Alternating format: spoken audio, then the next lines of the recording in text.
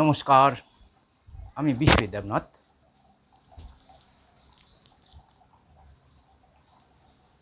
আজ আমি আলোচনা করব হিন্দু ধর্মের বিশ্বজনীনতা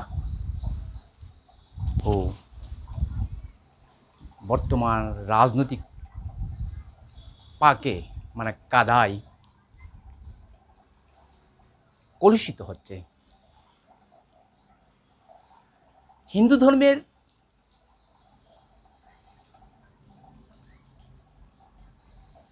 আদিম ধর্মের মধ্যে একটা উল্লেখযোগ্য ধর্ম পৃথিবী। প্রায় খ্রিস্টপূর্ব 2000 শতাব্দীর পূর্বেই হিন্দু ধর্মে যে বৈদিক গ্রিক সাম্রাজ্য অথর্ব থেকে যে তার ক্রমবিকাশের যাত্রা, পরবর্তীকালে যে আমরা বেদের যে শেষ অংশ বেদান্ত থেকে যে উপনিষদগুলো আমরা দেখতে পাই, প্রায় 105টার মতো উপনিষদ, তারপর দেখতে পাই পুরাণ, 18টা পুরাণ, 2টা বিখ্যাত যে এপিক মহাকাব্য, তারপর দেখতে পাই আমরা 6টা স্বরদর্শন, তারপর আমরা দেখতে পাই অনেক টিকা ভাষ্য এবং রামানুজ শঙ্করাচার্যদের দ্বৈতবাদ অদ্বৈতবাদ। যে হিন্দু ধর্মের এগুলো তো ক্রমবিকাশ পর্যায়ে এগিয়ে গেছে। তাই হিন্দু ধর্মের মধ্যে আরও 3টা যে শাখা, শাক্ত, শৈব এবং বৈষ্ণব, এই শাক্ত, শৈব, বৈষ্ণব এই সম্প্রদায়গুলো তাদের সমৃদ্ধ যে সাহিত্য, তাদের ফিলসফি, সমস্ত কিছু সমন্বয় সাধনেই হিন্দু ধর্মের বিশালতা দিন দিন বৃদ্ধি পেয়েছে। এবং হিন্দু ধর্মের যে বেসিক যে মূল দর্শন, সেটা হচ্ছে মুখ্য বা নির্বাণ। এই হিন্দু ধর্মের যে বৈশ্বিক কোনো ভাবনা নেই, এটা যে নির্বাণ কীভাবে পথ যেতে, মুক্তি কীভাবে হয়, সেটাই হিন্দু ধর্মের প্রধান মার্গ। তাই বর্তমান বিশ্বে প্রায় 122 কোটি হিন্দু বসবাস করে। তার মধ্যে এককভাবে ভারতবর্ষে বসবাস করে প্রায় 110 কোটি হিন্দু। তারপর আমরা দেখতে পাই যে নেপালে প্রায় 2.5 কোটি হিন্দু, বাংলাদেশে 1.5 কোটি হিন্দু, পাকিস্তানে 50 লক্ষ, বা আপনার শ্রীলঙ্কাতে দেখতে প্রায় 13% হিন্দু। এরপর দেখতে পাই সারা পৃথিবীতেই হিন্দু ধর্মের যে ব্যাপক প্রসার। যে ইংল্যান্ডে, আমেরিকাতে এখন প্রায় 2,50,000 মতন হিন্দু বসবাস করে, 20,50,000 মতন। ইংল্যান্ডে প্রায় 10,25,000 মতো হিন্দু বসবাস করে। ইংল্যান্ডের প্রধানমন্ত্রী ঋষি সুনকর, যিনি একজন হিন্দু ধর্মাবলম্বী, একজন খ্রিস্টান রাষ্ট্রে মেজরিটি রাষ্ট্রে যে হিন্দু প্রধানমন্ত্রী। তারপর সারা পৃথিবীতে যে ইন্দোনেশিয়া, বালি দ্বীপে প্রায় 80% হিন্দু বসবাস করে। এই মুসলিম প্রাধান্য রাষ্ট্র ইন্দোনেশিয়া, সেখানে বালি দ্বীপে প্রায় 88% মুসলিম বসবাস করে। মরিশাসে 48% উপর হিন্দু বসবাস করে। গায়ানা 33% উপর হিন্দু বসবাস করে। Fiji 27%, ভুটানে 22.5%, Trinidad Tobago 22.3%। এই সারা পৃথিবীতেই প্রায় নেপালে 2.5 কোটি, ইন্দোনেশিয়া প্রায় 4,21,000 বাস করে। থাইল্যান্ডে 13% হিন্দু বসবাস করে। এবং সারা পৃথিবীতে আমরা দেখি নেপালে পশুপতি মন্দির, অঙ্করবাট কাম্বোডিয়া মন্দির, ব্যাসকিহা মন্দির যে ইন্দোনেশিয়ায়, স্বামীনারায়ণ মন্দির কানাডাতে দেখা যায়, বাটু গুহা মন্দির কমপ্লেক্স মালয়েশিয়া দেখা যায়, অস্ট্রেলিয়ার শ্রী বিষ্ণু মন্দির, তারপর দেখা যায় করাচিতে স্বামীনারায়ণ মন্দির, যুক্তরাষ্ট্র স্বামীনারায়ণ মন্দির দেখা যায়, বাংলাদেশের ডাকেশ্বর মন্দির, আবুধাবিতে নতুন একটা হিন্দু মন্দির উদ্বোধন হয়েছে। তাহলে এই যে সারা পৃথিবীতেই হিন্দু, প্রায় ভারতবর্ষে যদি 110 কোটি থাকে, সারা পৃথিবীতে আরও 12 কোটি হিন্দু বসবাস করে। বিভিন্ন ইউরোপ বলুন, ল্যাটিন আমেরিকা বলুন, এশিয়া মহাদেশ বলুন, ইউরোপ নর্থ আমেরিকা, এই সারা পৃথিবীতে, আফ্রিকাতে মহাদেশে হিন্দু প্রভাব দেখা যায়। এবং মধ্যপ্রাচ্যে এখন হিন্দু বাড়ছে দিনে দিনে। রাশিয়াতেও দেখা যায় হিন্দু বাড়ছে।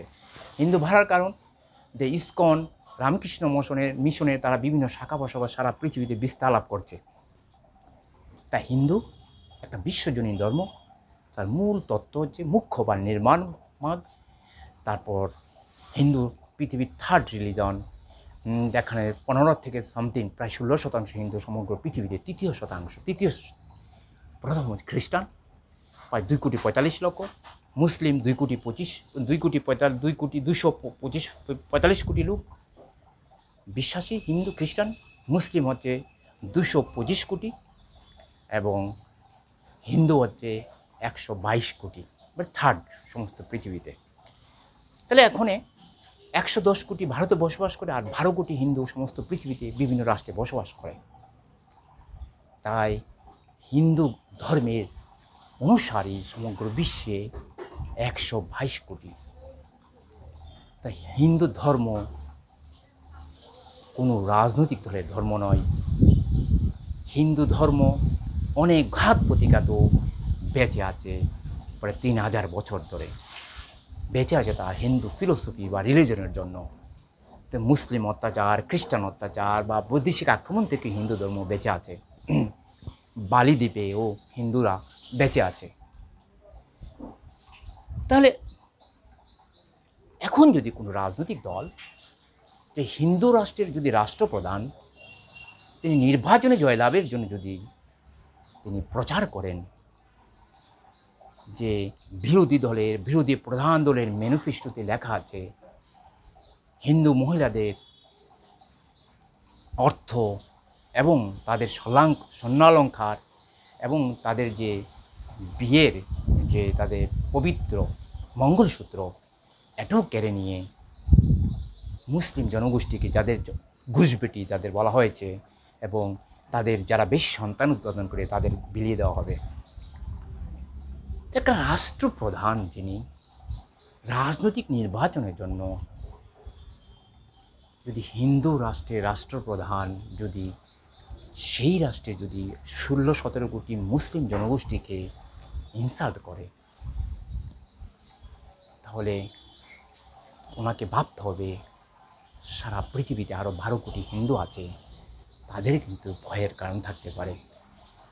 বালি, ইন্দোনেশিয়া একটা মুসলিম মেজরিটি কান্ট্রি, সেখানে বালি দ্বীপে এখনও 88% হিন্দু বসবাস করে। তারপর মরিশাসে 48% উপর হিন্দু বসবাস করে।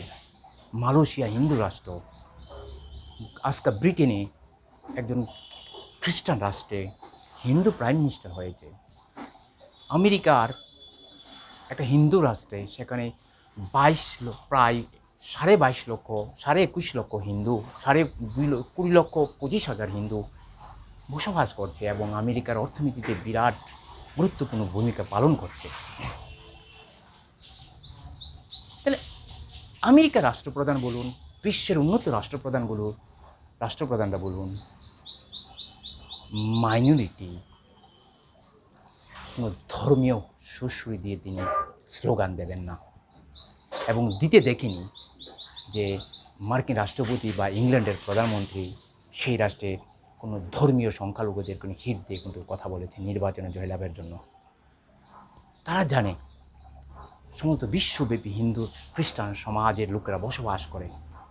আমার একটা মন্তব্য, সৌদি আরব হোক, পাকিস্তানে হোক, মধ্যপ্রাচ্য হোক, আফ্রিকা হোক, যেখানে সংখ্যাগরিষ্ঠ মুসলিম বা হিন্দু বা আফ্রিকার বা অন্যান্য বুদ্ধিস্ট যেখানে সংখ্যাগরিষ্ঠ রাষ্ট্রের যেখানে আমাদের জনগণ বসবাস করে তাদের উপরে অ্যাটাক আসতে পারে এবং আমেরিকার সমস্ত কর্পোরেট সেক্টর সমস্ত বিশ্বব্যাপী তারা ব্যবসা করে। তারাও জানে যদি আমাদের পণ্য বয়কট করে মধ্যপ্রাচ্যে বলুন, ইসলাম কান্ট্রি বলুন, ইহুদি কান্ট্রি বলুন বা বুদ্ধিস্ট কান্ট্রি বলুন, আমাদের পণ্য যদি বয়কট করে তখন আমার ব্যবসা বাণিজ্য স্তব্ধ হয়ে যাবে। তা আন্তর্জাতিক স্তরে আমাদের ধর্মের ক্ষতি হবে, আমাদের বাণিজ্যের ক্ষতি হবে এবং আমাদের লোকদের, আমাদের ধর্মীয় ভাবাপন্ন লোকদের জীবনহানি হতে পারে। সেজন্য ইউরোপ বা কোনো রাষ্ট্রপ্রধান কখনো সেই রাষ্ট্রের সংখ্যালঘুদের বিরুদ্ধে কোনো স্ট্রংলি কোনো মন্তব্য রাখে না, বিরূপ কোনো মন্তব্য রাখে না। কিন্তু যে আজকাল ভারতবর্ষের রাষ্ট্রপ্রধান যেভাবে মাইনরিটি, এখানে ভারতবর্ষের মাইনরিটি শুধু মুসলিম নয়, শিখ, খ্রিস্টান, বুদ্ধিস্ট, ইহুদি, জরথ্রুস্ট, জৈন এবং কতগুলো ট্রাইবেল আরও মাইনরিটি ধর্মীয় আছে যারা টুটেম প্রকৃতিবাদে এখন বিশ্বাস করে, তারাও আছে। এখানে মাইনরিটির উপর যদি অ্যাটাক করা হয়, লজিক্যালি কোনো অ্যাটাক করা হয়, তার প্রভাব সারা বিশ্বে ছড়িয়ে থাকা 122 কোটি 112 কোটি হিন্দুদের উপর এফেক্ট হবে এবং ভারতবর্ষের যে কর্পোরেট বাণিজ্য সারা বিশ্বে ছড়িয়ে আছে তাদের পণ্য বয়কট হওয়ার সম্ভাবনা তাদেরও অ্যাটেক হতে পারে। তাই হিন্দু ধর্ম কোনো রাজনৈতিক ধর্ম নয়। হিন্দু ধর্ম বিশ্বের 122 কোটি লোকের ধর্ম। বিভিন্ন অত্যাচার সহ্য করেও মুসলিম অ্যাটেক, খ্রিস্টান অ্যাটেক সহ্য করেও তারা এই হিন্দু ধর্মকে বাঁচিয়ে এগিয়ে চলছে বাঁচিয়ে। তাই কোনো রাজনৈতিক দলকে হিন্দু ধর্মের 122 কোটি লোক কোনো ঠিকা দেয়নি সেই ধর্মকে পাহারা দেওয়ার জন্য। এতে ভোট জেতার যে মাইনরিটির বিরুদ্ধে যে স্লোগান দেওয়া হয় তার প্রভাব বিশ্বের সংখ্যালঘু বিশ্বের বেঁচে বাকি 112 কোটির বিভিন্ন রাষ্ট্রে হিন্দুদের উপরে এফেক্ট হবে এবং ভারতবর্ষের কর্পোরেট সেক্টরের উপরও এফেক্ট আসবে, যা ভারতের অর্থনীতি এবং বিশ্বজনীন হিন্দু ধর্মের ক্ষতি হওয়ার সম্ভাবনা প্রবল। ধন্যবাদ।